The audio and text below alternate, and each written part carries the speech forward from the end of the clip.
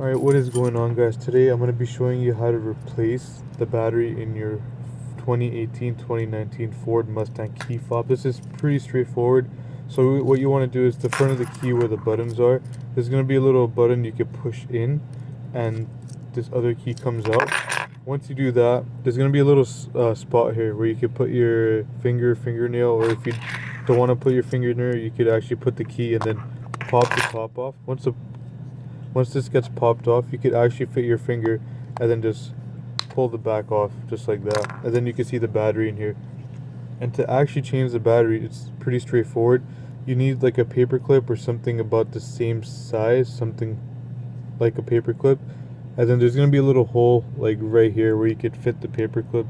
And then the battery pops out just like that.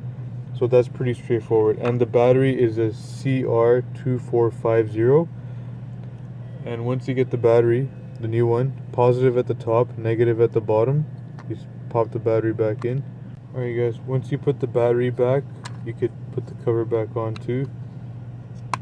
Cover goes on just like that. And then key slips back in. And then I'm just going to test to make sure it's actually working, the battery. So I'm just going to hit my off button. It should blink red. There, it blinked red, so that means the battery's good now. This is not like an actual legit test to make sure the battery's actually working. It's just that if you hit the start button once, that usually means the car turned off. But then the LED just blinks to let you know that the car actually turned off. So once I hit that button, at least when it blinks, I know the battery's actually working in my key fob. So that's how you replace the battery in your 2018-2019 Mustang key fob. Thanks for watching, guys.